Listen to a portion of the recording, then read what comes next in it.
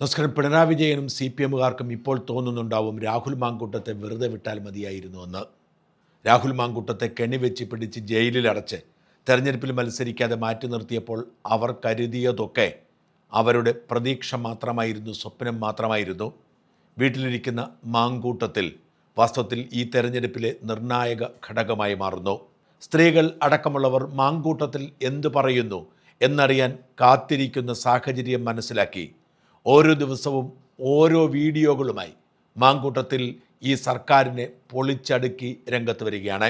UDFിലെ എല്ലാ നേതാക്കളും അവരവരുടെയും മുന്നണിയുടെയും തെരഞ്ഞെടുപ്പ് പ്രചരണത്തിൽ സജീവമായിരിക്കുന്നതിനാൽ CPM സൈബർ സഖാക്കൾ പുറത്തുവിടുന്ന ഖജനാവിലെ പണം വരെ മുടക്കി നടത്തുന്ന നുണപ്രചരണങ്ങൾ ഫലപ്രദമായി തടയാൻ അവർക്ക് കഴിയുന്നില്ല.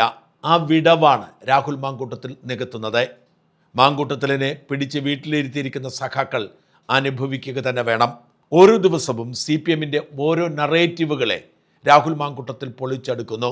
778 കോടി രൂപ പിരിച്ചിട്ട് 100 കോടിയിൽ താഴെ മാത്രം ചെലവഴിച്ച് ചൂരൽമലയുടെയും മുണ്ടക്കൈയുടെയും പേരിൽ വോട്ട് നേടാൻ ഇറങ്ങിയ CPMന് ഏറ്റവും വലിയ തിരിച്ചടിയായി ആ കണക്ക് പൊളിച്ചടുക്കിക്കൊണ്ടുള്ള മാങ്കൂട്ടത്തിലിൻ്റെ രംഗപ്രവേശം.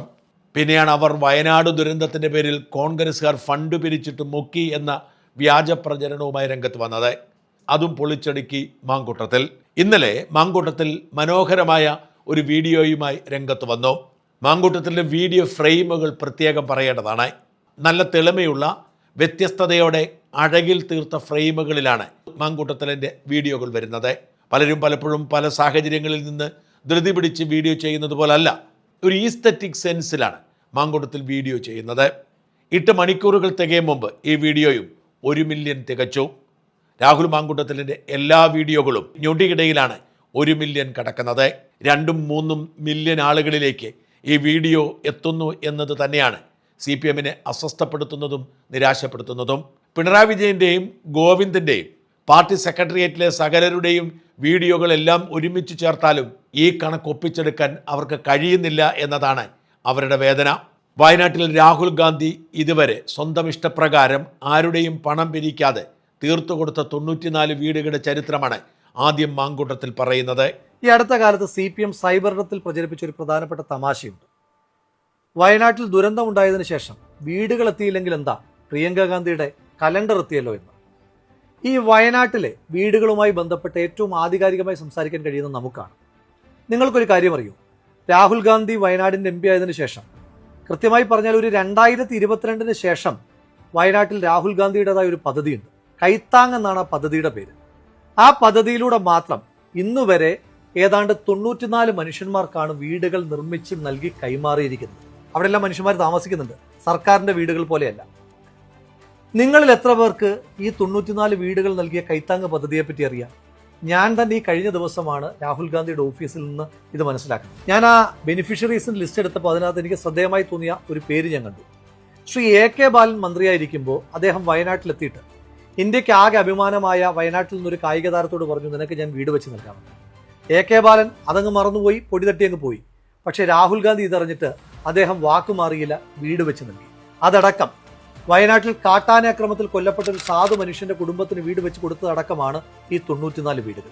ചൂരൽമല ദുരന്തത്തിൽപ്പെട്ട് ജീവിതോപാധികൾ നഷ്ടപ്പെട്ടു പോയ കുറച്ചുപേരെ തപ്പിപ്പിടിച്ച് അവർക്ക് തൽക്കാലം പിടിച്ചു നിൽക്കാൻ 5 ലക്ഷം രൂപ വീതം കൊടുത്ത പ്രിയങ്ക ഗാന്ധിയെക്കുറിച്ചും രാഹുൽ പറയുന്നു.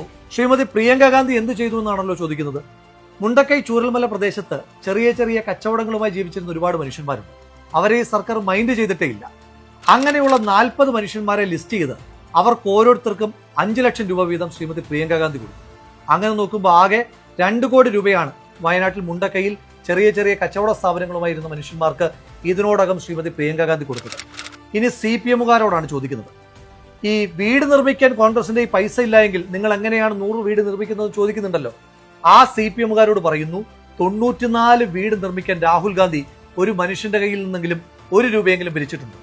ഈ 2 കോടി രൂപ അവിടുത്തെ ചെറിയ കച്ചവടക്കാർക്ക് കൊടുക്കാൻ ശ്രീമതി പ്രിയങ്ക ഗാന്ധി 1 രൂപയെങ്കിലും പിരിച്ചിട്ടുണ്ടോ? മുസ്ലിം ലീഗിന്റെ വീട് നിർമ്മാണം അടക്കമുള്ളവ പറഞ്ഞ് കോൺഗ്രസിനെ കുറിച്ചുള്ള CPMന്റെ പുകമറ കൃത്യമായി ദുരൂഹരിച്ച ശേഷം മാങ്കൂട്ടത്തിൽ നേരെ DYFIയുടെ നെഞ്ചത്തേക്ക് പൊങ്കാലയ്ക്കായി കയറുകയാണ്. VS ജോയ് പിരിച്ച 55 ലക്ഷത്തിൻ്റെ കണക്ക് കേരളത്തിലെ യൂത്ത് കോൺഗ്രസ്സുകാരുടെ മുഴുവൻ ചെലവിലേക്ക് വകവെക്കുമ്പോൾ എത്ര രൂപ വെട്ടിച്ചു എന്ന ചോദ്യത്തിന് വളരെ കൃത്യമായി അതേ രീതിയിൽ തിരിച്ചടിച്ച് അങ്ങനെയെങ്കിൽ ഡിവൈഎഫ്ഐക്കാർ പിരിച്ചതിൻ്റെ ബാക്കി എവിടെ എന്നതാണ് സുപ്രധാനമായ ചോദ്യം. ലീഗ് 50 വീടുകൾ നിർമ്മിച്ച് കൈമാറിയതിനെ പറ്റി നിങ്ങൾ എത്ര പേര് സംസാരിക്കുന്നുണ്ട്? ആ വീടുകൾ എന്ന് പറയുന്നത് സംസ്ഥാന സർക്കാർ നിർമ്മിച്ചു കൊടുത്തതുപോലെ ഇലക്ട്രിക് പണി, പ്ലംബിംഗ് പണിയൊക്കെ ബാക്കിയുള്ള വീടുകളല്ല, നിർമ്മാണം പൂർത്തീകരിച്ച ആളുകൾക്ക് കൈമാറി കഴിഞ്ഞു. നമ്മുടെ KPCC പ്രസിഡന്റ് കഴിഞ്ഞ ദിവസം കോൺഗ്രസിന്റെ കണക്ക് പുറത്തുവിട്ടതിന് ശേഷം ഹാലിളകിയ CPM-കാർ പ്രചരിപ്പിക്കുന്ന പുതിയൊരു ക്യാപ്സ്യൂളുണ്ട്. VS ജോയ് വെറും 3 പേരിൽ നിന്ന് പിരിച്ചത് 55 ലക്ഷം രൂപയാണ്. അങ്ങനെയാണെങ്കിൽ കേരളത്തിലെ കോൺഗ്രസ്സുകാരാകെ എത്ര രൂപ പിരിച്ചു കാണും? ആ ക്യാപ്സ്യൂൾ നിങ്ങൾക്കും ആപ്ലിക്കബിൾ ആണല്ലോ. അങ്ങനെയാണെങ്കിൽ ഞാൻ തിരിച്ചൊരു ചോദ്യം ചോദിക്കട്ടെ. നമ്മുടെ DYFIക്കാരുടെ 20 കോടിയെ പറ്റിയിട്ടാണ്. DYFIയുടെ പയ്യന്നൂർ ബ്ലോക്ക് കമ്മിറ്റി പിരിച്ചത് 33,18,907. DYFI മാടായി ബ്ലോക്ക് കമ്മിറ്റി പിരിച്ചത് 28,525,000. തലശ്ശേരി ബ്ലോക്ക് കമ്മിറ്റി പിരിച്ചത് 46,18,568. DYFI ഒഞ്ചിയം ബ്ലോക്ക് കമ്മിറ്റി പിരിച്ചത് 20,02,265. DYFIയുടെ തളിപ്പറമ്പ് ബ്ലോക്ക് കമ്മിറ്റി പിരിച്ചത് 23,50,000. DYFI നീലേശ്വരം ബ്ലോക്ക് കമ്മിറ്റി പിരിച്ചത് 30,300,000. അപ്പോൾ ഈ 6 കൂടെ കൂട്ടുമ്പോൾ 6 ബ്ലോക്ക് കമ്മിറ്റികൾ മാത്രം പിരിച്ച പണം കൂട്ടുമ്പോൾ ഏതാണ്ട് 1,80,90,565 രൂപ. അതായത് ശരാശരി എടുക്കുമ്പോൾ ഒരു ബ്ലോക്ക് കമ്മിറ്റി ഏതാണ്ട് 30,15,094 രൂപ വെച്ച് പിരിക്കണം. നമ്മുടെ DYFIക്ക് കേരളത്തിൽ 220 ബ്ലോക്ക് കമ്മിറ്റികളാണുള്ളത്. അങ്ങനെ വെച്ച് നോക്കുമ്പോൾ കേരളത്തിലാകെ DYFIക്കാർ പിരിച്ചത് 63,33,20,716 രൂപ. നിങ്ങൾ CMDRFിലേക്ക് പൈസ കൊടുക്കാത്തതിനകത്ത് തന്നെ ഞങ്ങൾക്ക് ചില സംശയങ്ങളുണ്ട്. പോട്ടെ, നിങ്ങൾ അല്ലാതെ കൊടുത്തു എന്ന് പറയുന്ന അവകാശപ്പെടുന്ന തുക തന്നെ 20 കോടിയാണ്. ഇനി DYFIക്കാരും പറയൂ, നിങ്ങൾ പിരിച്ച 66 കോടിയിൽ 20 കോടി മാത്രം കൊടുക്കുമ്പോൾ ബാക്കി 46 കോടി രൂപ ആരുടെ അന്നനാളത്തിലാണ് നിങ്ങൾ നിക്ഷേപിച്ചിരിക്കുന്നതെന്ന് നിങ്ങൾ പറയാം. ഇനി DYFIക്കാർക്ക് ഇത്തരം ഊഹക്കണക്കുമായി രംഗത്ത് വരാൻ കഴിയില്ല.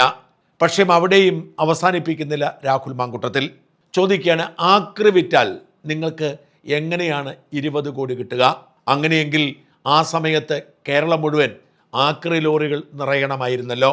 അത്തരം ദൃശ്യങ്ങൾ നിങ്ങൾ ആരെങ്കിലും കണ്ടിട്ടുണ്ടോ? മാത്രമല്ല 20 കോടിയുടെ ആക്രി വാങ്ങിയ ആക്രി കച്ചവടക്കാർ GST അടച്ചില്ലേ?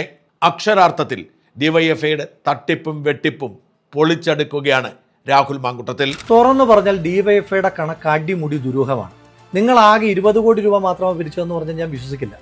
എങ്കിലും പോട്ടെ, നിങ്ങൾ 20 കോടി എങ്ങനെ പിരിച്ചു എന്നാണ് പറഞ്ഞത്? നിങ്ങളുടെ നേതാക്കന്മാർ പറഞ്ഞത് ഞങ്ങൾ ആരിൽ നിന്നും 1 രൂപ പോലും കൈപ്പറ്റിയിട്ടില്ല, എല്ലാം ആക്രി പെറുക്കിയും മറ്റുമാണ് ഞങ്ങൾ പൈസ കണ്ടെത്തിയെന്നാണ്. അങ്ങനെ ആകുമ്പോഴൊരു ചെറിയ പ്രശ്നമുണ്ടല്ലോ. കേരളത്തിൽ പഴയ ഇരുമ്പിന് ആകെ 31 രൂപയെ കിട്ടും. പഴയ പത്രമാണെങ്കിൽ 21 രൂപ, പഴയ പ്ലാസ്റ്റിക് ആണെങ്കിൽ പിന്നെയും വിലക്കുറവാണ്, ആകെ 12 രൂപയെ കിട്ടും. അങ്ങനെയാണെങ്കിൽ നിങ്ങൾക്ക് 20 കോടി രൂപ വേണമെങ്കിൽ എത്ര ടൺ കണക്കിന് പേപ്പറും പ്ലാസ്റ്റിക്കും ഇരുമ്പും ഒക്കെ കൊടുക്കേണ്ടി വരും? അങ്ങനെയാണെങ്കിൽ ആ സമയത്ത് കേരളത്തിലെ റോഡുകളിലെല്ലാം DYFIക്കാരുടെ ആക്രി ലോറികൾ മാത്രം കൊണ്ട് നിറഞ്ഞേനെ. അങ്ങനൊരു കാലം നമുക്ക് ഓർമ്മയില്ല. എങ്കിലും പോട്ടെ, നിങ്ങൾ അത്രയും രൂപ സമാഹരിച്ചു എന്ന് ഇരിക്കട്ടെ. നിങ്ങളോട് ഈ കണക്കുകൾ ചോദിച്ച ആളുകൾ ഉത്തരം മുട്ടിക്കുന്നുണ്ടല്ലോ.